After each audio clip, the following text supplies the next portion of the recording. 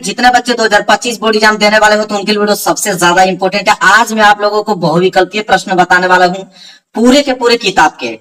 आपके जितने question important है पूरे किताब के वो क्वेश्चन मैं लेकर आ गया हूं।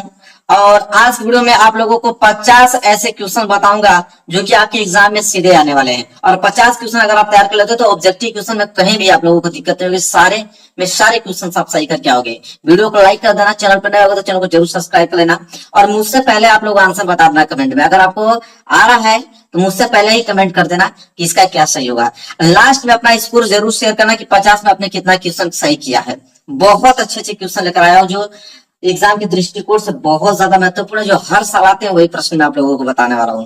पहला प्रश्न स्टार्ट करता हूं। चलिए, पहला प्रश्न है कि 20 सेंटीमीटर फोकस दूरी वाले उत्तल दर्पण के सामने 20 सेंटीमीटर की दूरी पर स्थित वस्तु का प्रतिबिंब बनता है।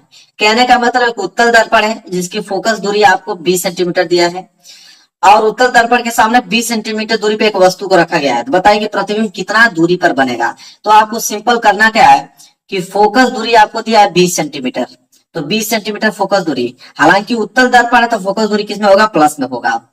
ठीक है, इसके बाद वस्तु की दूरी u बराबर, वस्तु की दूरी हमेशा माइनस में होता है, इतना याद रखना है। तो u बराबर माइनस के 20 सेंटीमीटर दिया है। आपसे v पूछ रहा है कि v की दूरी क्या होगा। जब यहाँ पे आप दर्पण सूत्र लगाओगे तो आंसर आपको देखने को मिलेगा -10 सेंटीमीटर दर्पण के पीछे। जब यहाँ दर्पण सूत्र लगाओगे तो v का वैल्यू आएगा -10। अब देख लीजिएगा पहला वाला ऑप्शन जो है बिल्कुल सही है। जितने बच्चों ने अगर पहला वाला कमेंट किया होगा बिल्कुल उनका 1 नंबर यहाँ से बिल्कुल पक्का हो गया। ये प्रश्न आपके एग्जाम में 100% बनेंगे, इस बात को आप मान लो। दूसरा प्रश्न यहाँ देखेंगे, देखिए क्या है। दूसरा प्रश्न है कि प्रिज्म से श्वेत प्रकाश की किरण के गुजरने पर सबसे अधिक विचलन होता है। कहने का मतलब है कि ये आपका प्रिज्म है। जब प्रिज्म से सूर्य की प्रकाश जब गुजरता है श्वेत प्रकाश तो 7 रंगों में उसको विभक्त कर देता है। कितने रंगों में, 7 रंगों में विभक्त करता है। तो कह रहा है कि सबसे अधिक विचलन किस रंग का होता है। Very very most important question है, गारंटी है मेरे के प्रश्न आपके एग्जाम में आने वाले हैं। तो आप इसका उत्तर दोगे बैगनी रंग का। क्या दोगे, बैगनी रंग। इसका बिल्कुल क्या हो जाएगा, राइट आंसर हो जाएगा। और सबसे अधिक विचलन बैगनी रंग का, सबसे कम अगर पूछ ले तो लाल रंग का होता है। ये दोनों प्रश्न आपको याद होने चाहिए, सबसे अधिक बैगनी रंग, सबसे कम लाल रंग। चलिए आगे चलते हैं। आगे जब देखोगे तीसरा प्रश्न, यहाँ पे देखिए तीसरा प्रश्न क्या है कि विद्युत जनित्र में रूपांतरण होता है। विद्युत जनित्र का मतलब समझते हो, जनित्र मतलब मोटर की अगर बात कर रहा है, विद्युत मोटर जो होता है तो उसमें रूपांतरण कैसे होता है। तो आप देखोगे कि कभी भी जनरेटर जो होता है तो जनरेटर में पहले हम लोग यांत्रिक ऊर्जा लगाते हैं। क्या लगाते हैं, यांत्रिक ऊर्जा, मतलब हाथ की ऊर्जा लगाते हैं। हाथ से जनरेटर को चालू करते हैं, फिर वह कितने कन्वर्ट हो जाता है, विद्युत ऊर्जा में कन्वर्ट हो जाता है। तो इसलिए बी वाला जो है इस प्रश्न का राइट आंसर हो जाएगा, बी वाला, कि यांत्रिक ऊर्जा का विद्युत ऊर्जा में रूपांतरण होता है विद्युत जनित्र में। चलिए आगे बढ़ेंगे और अगला प्रश्न देखेंगे। प्रश्न नंबर यहाँ पे 4 है। प्रश्न नंबर 4 क्या देखिए, कह रहा है कि 220 वोल्ट और 100 वाट के विद्युत बल्ब के तंतु का प्रतिरोध है। कह रहा है कि कोई एक बल्ब है जो कि 220 वोल्ट का है और 100 वाट का है। तो कह रहा है कि विद्युत बल्ब के तंतु का प्रतिरोध बताइए। सिंपल एक फार्मूला आप याद कर लो। फार्मूला कहता है R बराबर V स्क्वायर बटे P पावर। ठीक है, तो यहां से सिंपल देखो, R बराबर प्रतिरोध निकाले हो, V का वैल्यू कितना दिया है 220, तो हो जाएगा आप लोगों का 220 गुणे 220। पावर कितना दिया है 100 वाट, तो यहाँ पर नीचे क्या लिख दोगे 100। अब यहां से जब कैंसिल करोगे तो 2 जीरो से 1 जीरो, ये वाला 1 जीरो कैंसिल हो जाएगा। तो यहाँ से R बराबर क्या आ जाएगा 22 गुणे 22 मतलब 484। प्रतिरोध है तो क्या निकलेगा, ओम में निकलेगा। 484 ओम का मतलब कौन सा, बी वाला ऑप्शन आप देख रहे हो। बी वाला ऑप्शन जो बिल्कुल है वो राइट आंसर हो जाएगा, 484 ओम। चलिए अगला प्रश्न देखेंगे, प्रश्न नंबर 5वां प्रश्न देख लीजिए। 5वां प्रश्न है यहाँ पे कि प्रोपेनल है। कह रहा है कि इन चारों में से प्रोपेनल कौन है। तो आप चौथा वाला ऑप्शन पे क्लिक करना, C3H6OH। ये क्या है आपका, प्रोपेनल है। 5वें का चौथा वाला बिल्कुल राइट आंसर हो जाएगा। आगे अगर हम बात करें तो अब यहाँ पे अधातु पूछा है। क्या पूछा है, 6वां प्रश्न अधातु। अब यहाँ पे 4 ऑप्शन दिख रहा होगा, कह रहा है कि अधातु क्या होगा, तो अधातु की लिस्ट में क्या आएगा, बी वाला ऑप्शन एफ। ठीक है, फुरान जो है वो आप लोगों का क्या जाएगा, अधातु की लिस्ट में आ जाएगा, बाकी ये सब क्या है, धातु है। आगे जब बढ़ेंगे अगला प्रश्न देखेंगे, प्रश्न नंबर 7वां क्या है, कह रहा है कि ठंडे जल से हाइड्रोजन गैस बनता है। तो ठंडे जल से हाइड्रोजन गैस बनता है, तो कैसे बनता है ठंडे जल से, सोडियम से। किससे बनता है, सोडियम से बनता है। तीसरा वाला ऑप्शन जो बिल्कुल है राइट आंसर हो जाएगा, सोडियम से। अगर हम लोग ठंडे जल में सोडियम को मिला दें तो हाइड्रोजन गैस उत्पन्न हो जाएगा, इतना याद रखना। चलिए आगे बढ़ेंगे, प्रश्न नंबर 8वां क्या है देखिए उसको। प्रश्न नंबर 8वां है कि मनुष्य में वृक्क एक तंत्र का भाग है। वृक्क मतलब क्या होता है, किडनी। वृक्क मतलब अगर हम बात करें तो किडनी आप लोग जानते हो ना, तो वही होता है वृक्क। तो मनुष्य में किडनी एक तंत्र का भाग है जो संबंधित है, किससे संबंधित है, तो आप कहोगे उत्सर्जन से संबंधित है। ये टॉयलेट को क्या करता है, बाहर प्यूरिफिकेशन करता है, उत्सर्जन से संबंधित है। चलिए आगे बढ़ेंगे, प्रश्न नंबर 9। प्रश्न नंबर 9 है कि स्वपोषी पोषण के लिए आवश्यक है। स्वपोषी पोषण मतलब कि जो अपना भोजन स्वयं बनाते हैं, जैसे पेड़, पेड़ अपना भोजन स्वयं बनाता है, तो उसके लिए क्या आवश्यक है। पहला ऑप्शन है कार्बन डाइऑक्साइड तथा जल, तो कार्बन डाइऑक्साइड जल तो चाहिए भाई उसको। दूसरा क्लोरोफिल, तो क्लोरोफिल भी चाहिए उसको। तीसरा है सूर्य का प्रकाश, तो सूर्य का प्रकाश भी चाहिए, इसलिए उपयुक्त सभी। डी वाला मतलब चौथा वाला ऑप्शन जो है वो बिल्कुल राइट आंसर हो जाएगा। चलिए फटाफट आगे बढ़ते हैं, 10वां प्रश्न देखिए। अलैंगिक जनन मुकुलन द्वारा होता है। तो अलैंगिक जनन मुकुलन द्वारा होता है, किसमें होता है, तो आप कहोगे ईस्ट में होता है। बायोलॉजी पढ़े हो ना आप लोग, ईस्ट में होता है। दूसरा वाला ऑप्शन जो बिल्कुल है करेक्ट आंसर हो जाएगा। आगे जब हम बढ़ेंगे प्रश्न नंबर 11 की तरफ, प्रश्न नंबर 11 है कि पराग कोष में होते हैं। तो आप ही बताओ कि पराग कोष में पराग के कण ही तो होंगे, बिल्कुल होंगे। चौथा वाला ऑप्शन जो है बिल्कुल इसका राइट आंसर हो जाएगा कि पराग कोष में पराग के कण होते हैं। जब नीचे बढ़ेंगे प्रश्न नंबर 12 देखेंगे, यहाँ पे प्रश्न नंबर 12 है कि वक्रता त्रिज्या का मात्रक होता है। वक्रता त्रिज्या, तो वक्रता त्रिज्या तो हम मीटर में भी नाप सकते हैं, सेंटीमीटर में भी नाप सकते हैं, मिलीमीटर भी नाप सकते हैं, इसलिए ये सभी जो है राइट आंसर हो जाएगा, क्योंकि वक्रता त्रिज्या हम किसी भी मेजर में कर सकते हैं। आगे देखेंगे प्रश्न नंबर यहाँ पे आप लोगों को 13वां क्या है। प्रश्न नंबर 13 है कि अगर एक पारदर्शी माध्यम से दूसरे पारदर्शी माध्यम में प्रवेश करने पर एक प्रकाश किरण के लिए अपवर्तन कोण का मान आपतन कोण की तुलना में अधिक होता है, तो यदि प्रकाश की किरण, ठीक है, तो इसका ऑप्शन हम लोग पढ़ते हैं। तो यहाँ पे 4 ऑप्शन दिया हुआ है। पूछा है कि एक पारदर्शी माध्यम में प्रवेश करने पर प्रकाश की किरण आपतन कोण का मान, जो अपवर्तन कोण होता है, अपवर्तन कोण का मान आपतन कोण की तुलना में अधिक कब होगा, तो जब वो प्रकाश की किरण जो है सघन माध्यम से विरल माध्यम में जाएगा, तभी अपवर्तन कोण का मान आपतन कोण की तुलना में अधिक होगा। इतना बात आप याद कर लेना। चलिए फटाफट आगे बढ़ते हैं। ये प्रश्न बहुत ज्यादा ही इंपॉर्टेंट है, प्रश्न वेरी वेरी मोस्ट इंपॉर्टेंट है, ये आएगा ही आएगा आपके एग्जाम में, बता देता हूँ। ये वाला प्रश्न है, कह रहा है थोड़ा लॉजिक से आप इसको समझिएगा, लगाने की भी जरूरत नहीं पड़ेगी, सिर्फ लॉजिक चाहिए। कह रहा है कि प्रतिरोध आर के किसी तार के टुकड़े को 4 बराबर भागों में काटा जाता है। ठीक है, अब यहाँ पे एक प्रतिरोध है आर, उसको 4 बराबर भागों में काटा जाता है, 4 बराबर भाग कट गया। कह रहा है कि इन टुकड़ों को फिर समांतर क्रम में संयोजित कर देते हैं। जब टुकड़ा 4 कट गया उसको समांतर क्रम में सजाते हैं।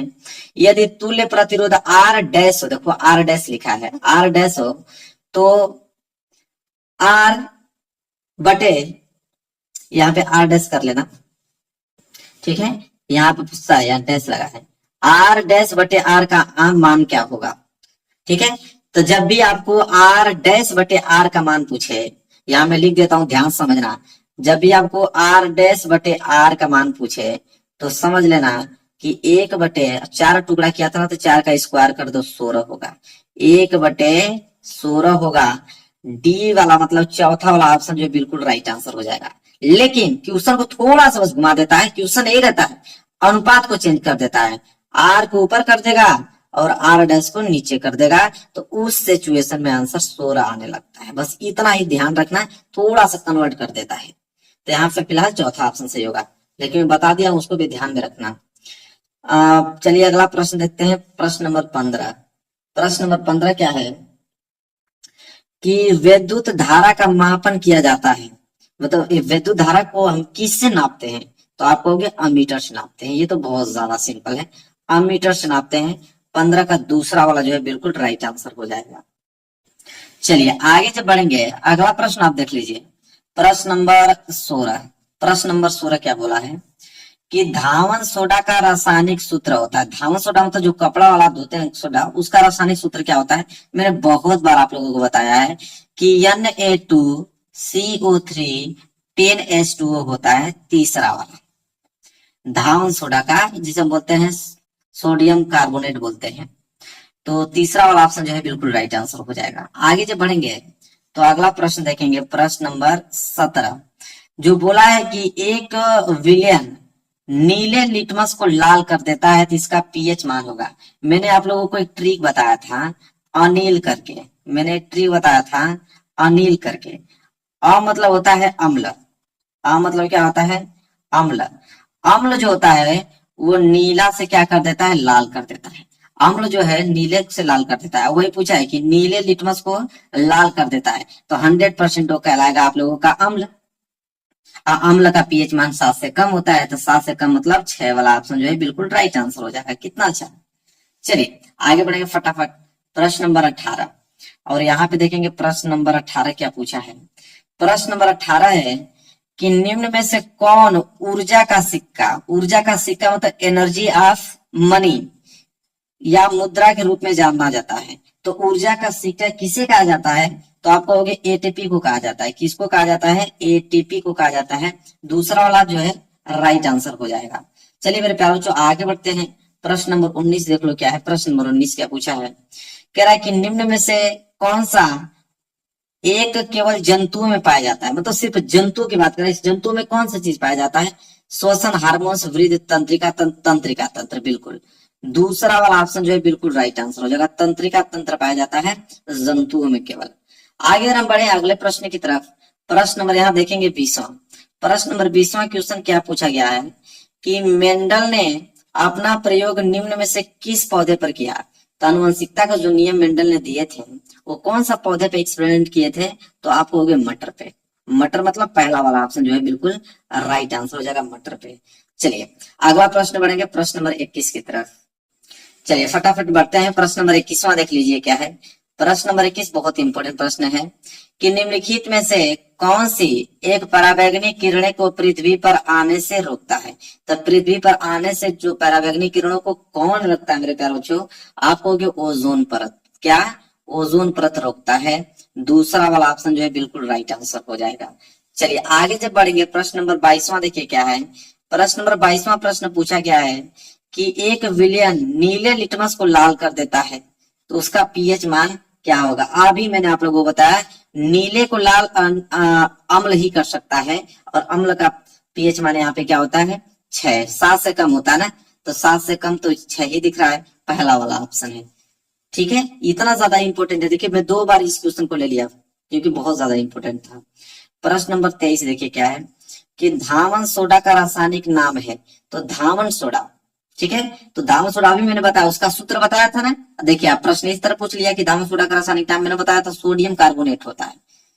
ठीक है, अब वही खाने वाला सोडा रहता है तो सोडियम बाइकार्बोनेट हो जाता है, ये भी बता देता हूँ। खाने वाला सोडा का सोडियम बाइकार्बोनेट होता है, धोने वाला सोडा का सोडियम कार्बोनेट होता है। चलिए आगे बढ़ेंगे, अगला प्रश्न देखेंगे, प्रश्न नंबर 24। प्रश्न नंबर 24 है कि ठंडे तनु अम्ल से हाइड्रोजन गैस बनता है। तो ठंडे तनु अम्ल से हाइड्रोजन गैस बनता है।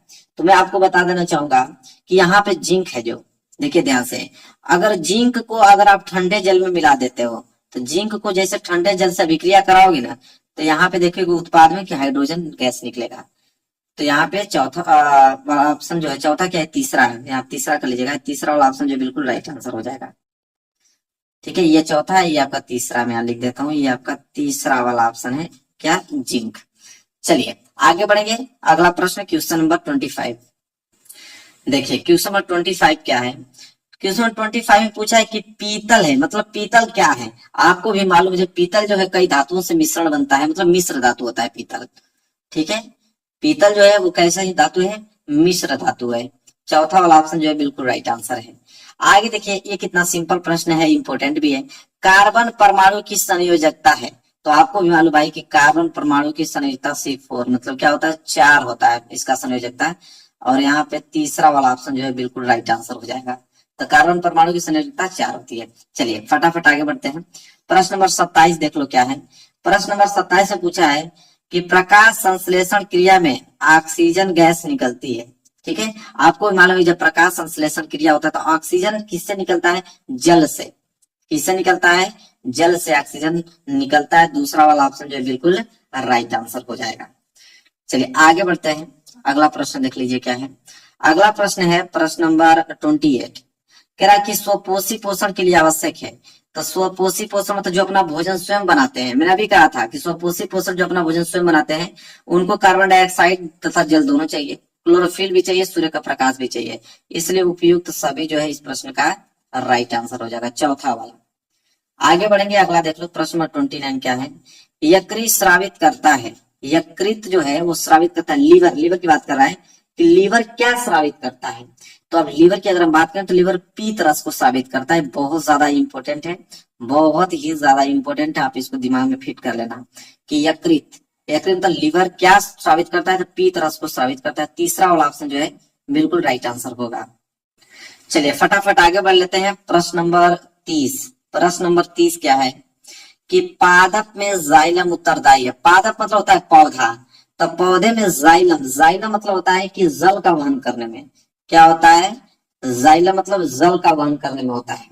मैं आपको एक ट्रिक बता देता हूं, देखो ध्यान से। यह होता है जाइलम, ठीक है, और एक आपका पूछता है फ्लोएम। क्या पूछता है, फ्लोएम पूछता है। तो मैं आपको एक ट्रिक बता देना चाहूंगा कि जब पूछे कि पादप में जाइलम उत्तरदायी है, तो जाइलम मतलब आगे क्या है, ज। तो ज मतलब याद कर लेना जल, ज मतलब जल। अब फ्लोएम पूछे तो एफ मतलब याद कर लेना फूड।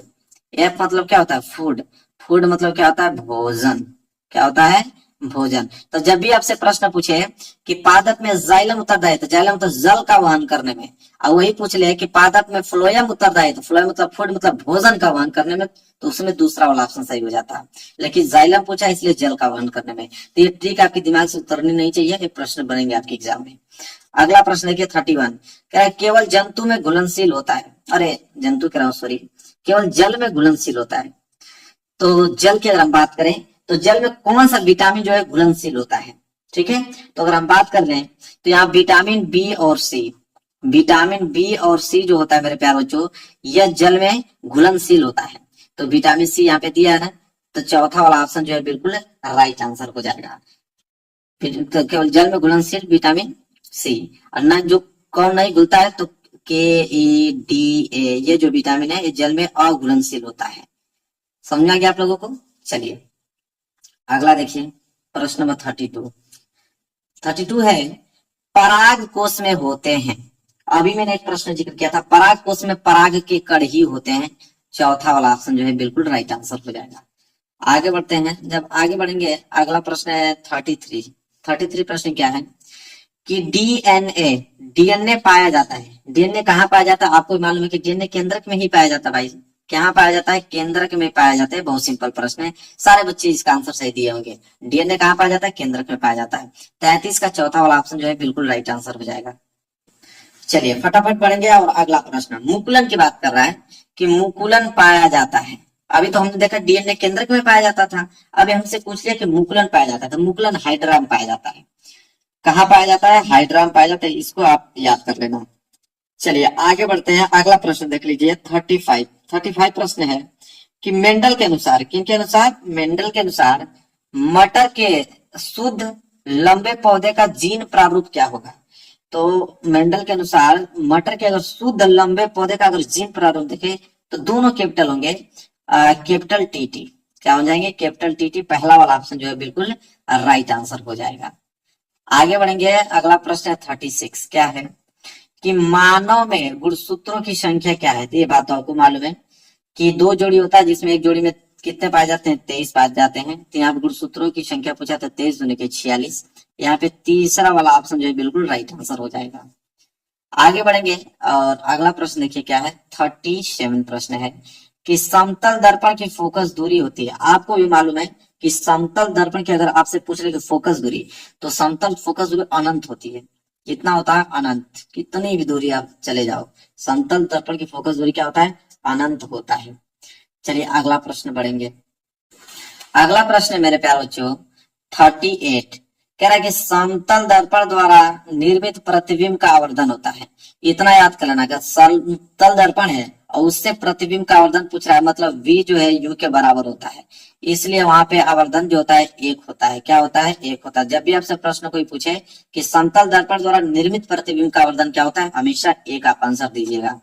आगे अगर हम बढ़ेंगे, अगला है आप लोगों का 39 प्रश्न। 39 प्रश्न क्या बोला है कि एक अवतल दर्पण की वक्रता त्रिज्या 30 सेंटीमीटर है, इसकी फोकस दूरी होगी। तो यहाँ आप जानते हो कि फोकस दूरी एफ बराबर जो होता है वो r/2 होता है, और यहाँ को आपको 30 सेंटीमीटर वक्रता त्रिज्या दिया है। ठीक है, तो 30 सेंटीमीटर वक्रता त्रिज्या बटे 2 काट दो, तो एफ बराबर कितना आ जाएगा? 15 सेंटीमीटर आ जाएगा। क्या आ जाएगा? 15 सेंटीमीटर। दूसरा वाला ऑप्शन जो है बिल्कुल राइट आंसर हो जाएगा। चलिए आगे बढ़ते हैं, अगला प्रश्न देख लीजिए क्या है, प्रश्न नंबर 40। कह रहा है कि निम्न में दिए गए माध्यमों में प्रकाश की चाल न्यूनतम होगी। ठीक है, तो सबसे कम प्रकाश की चाल किसमें होगा? ठीक है, यहाँ पे पूछा है कि सबसे कम प्रकाश की चाल किसमें होगा। तो न्यूनतम की अगर हम बात करें तो हीरा में, क्योंकि हीरा में सबसे कम प्रकाश की चाल होगा, क्योंकि हीरा में बहुत छोटे छोटे कण पाए जाते हैं। ठीक है, बिल्कुल छोटे छोटे कण पाए जाते हैं, तो उसमें प्रकाश तेजी से नहीं गुजर पाएगा, क्योंकि हीरे का अपवर्तनांक सबसे ज्यादा होता है। तो जिसका अपवर्तनांक सबसे ज्यादा होता है उसमें प्रकाश की चाल सबसे कम होती है, आप लोग बात जानते हो।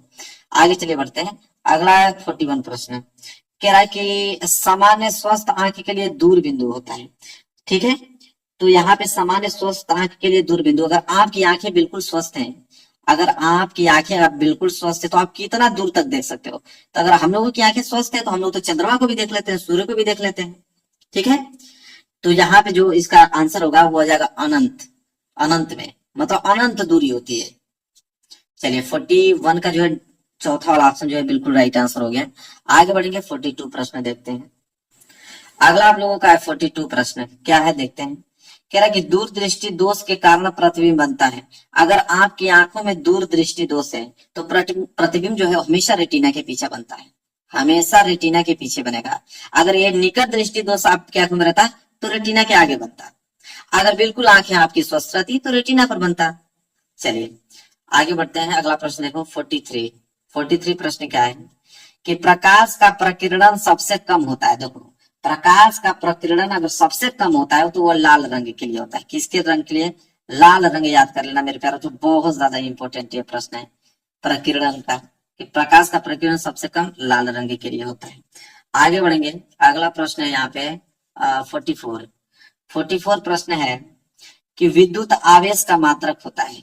ठीक है, आपको मालूम है आवेश Q बराबर फार्मूला होता है धारा गुणे समय। तो यहाँ पे आवेश का पूछा है क्या? मात्रक। तो आवेश का मात्रक क्या होता है? यहाँ पे कूलाम होता है। आपको ही मालूम है आवेश का मात्रक क्या होता है? कूलाम होता है। दूसरा वाला ऑप्शन जो है बिल्कुल राइट आंसर हो जाएगा। आगे बढ़ेंगे, अगला प्रश्न देख लीजिए क्या है। अगला प्रश्न है 45, कह रहा है कि किसी चालक में 2 एम्पियर की धारा प्रवाहित हो रही है, तो 2 सेकेंड में चालक से गुजरने वाली आवेश की मात्रा होगी। तो बताइए 2 एम्पियर धारा, धारा का मतलब आई का वैल्यू दिया है यहाँ पे 2 एम्पियर। इसके बाद 2 सेकेंड में समय दिया है t बराबर 2 सेकेंड। आपसे पूछा है कि आवेश Q, तो अभी मैंने फार्मूला ऊपर बताया कि Q बराबर I इंटू टी होता है। तो I है 2 और T है 2, 2 दूनी के 4, तो आवेश जो है 4 आ गया। आवेश का मतलब क्या होता है? कूलाम। तो 4 कूलाम आ गया भाई, मतलब पहला वाला ऑप्शन जो है बिल्कुल राइट आंसर हो जाएगा। चलिए आगे बढ़ते हैं और अगला प्रश्न मैं आप लोगों को बताता हूँ, प्रश्न नंबर 46। देखिए अगला प्रश्न है 46 प्रश्न, विद्युत धारा का मापन किया जाता है। तो धारा को किससे नापते हैं? तो आपको मालूम है धारा को हम लोग अमीटर से नापते हैं। दूसरा वाला ऑप्शन जो है बिल्कुल राइट आंसर हो जाएगा। धारा का मापन किया जाता है अमीटर से। आगे बढ़ेंगे 47 प्रश्न, देखिए क्या है। एक गोलीय दर्पण की वक्रता त्रिज्या 30 सेंटीमीटर है, इसकी फोकस दूरी होगी। तो आप बताओ कि अभी मैंने फोकस दूरी का फार्मूला बताया कि F बराबर R/2 होता है। तो R की वैल्यू 30/2 काट दोगे तो कितना आ जाएगा, 15 आ जाएगा, मतलब 15 सेंटीमीटर हो जाएगा। दूसरा वाला ऑप्शन जो है बिल्कुल राइट आंसर हो जाएगा। आगे बढ़ेंगे, अगला प्रश्न देख लीजिए क्या है। अगला प्रश्न है 48, कह रहा है कि रासायनिक समीकरण, ये आपको रासायनिक समीकरण दिया है कि बेरियम क्लोराइड है यहाँ पे BaCl2, यहाँ पे सल्फ्यूरिक अम्ल है H2SO4, दोनों आपस में अभिक्रिया करके बेरियम सल्फेट बना रहे हैं, BaSO4 बना रहे हैं जो कि ठोस है, और यहाँ पे HCl बना रहा है, हाइड्रोक्लोरिक अम्ल बना रहे हैं, ठीक है, जलीय विलयन में। तो कह रहा है कि कौन सी अभिक्रिया है, इसमें बताना है कि कौन सा अभिक्रिया यहाँ पर है। एक बात अभी मैं आप लोगों को बता देना चाहूंगा कि कोई भी रिएक्शन हो रहा है, अगर उत्पाद, ये आपका अभिकर्मक है, उत्पाद है, तो अगर उत्पाद में कोई भी चीज अगर ठोस अवस्था में आपको मिल रही है, ठोस अवस्था में, तो समझ लीजिए कि अवक्षेपण अभिक्रिया है। क्या है, अवक्षेपण अभिक्रिया है। तो यहाँ पे तीसरा वाला जो है बिल्कुल राइट आंसर हो जाएगा, अवक्षेपण अभिक्रिया। चलिए आगे बढ़ते हैं, अगला प्रश्न देखते हैं। अगला प्रश्न है यहाँ पे कि 5 ओम प्रतिरोध के तार को बराबर टुकड़ों में काटने पर प्रत्येक टुकड़े का प्रतिरोध होगा। तो अगर 5 ओम प्रतिरोध का एक टुकड़ा है, उसको बराबर टुकड़ों में काटने पर अगर उस टुकड़ों का प्रतिरोध हम देखें तो वहां पे 1 ओम उसका देखने को मिलेगा। तो चौथा वाला ऑप्शन जो है बिल्कुल राइट आंसर हो जाएगा। अब इस वीडियो का लास्ट प्रश्न हम देखेंगे, 50वां प्रश्न, कि मानव में गुणसूत्रों की संख्या है। तो अभी मैंने बताया था कि 2 जोड़ी होता है, एक जोड़ी में 23 पाए जाते हैं, तो 2 जोड़ी में 23 दूनी के 46 पाए जाएंगे। और तीसरा वाला ऑप्शन जो है बिल्कुल राइट आंसर हो जाएगा। 50 प्रश्न हमने बताया इंपोर्टेंट। 50 प्रश्न अगर आपको तैयार है मेरे प्यारे बच्चों, तो समझ लीजिए कि ऑब्जेक्टिव क्वेश्चन सारे प्रश्न आप करके चले आओगे, इतने ज्यादा इंपोर्टेंट है। तो वीडियो को लाइक कर देना, चैनल पे नए होगा तो चैनल को जरूर सब्सक्राइब कर देना। मिलेंगे एक प्यारा से नेक्स्ट वीडियो में, तब तक के लिए धन्यवाद।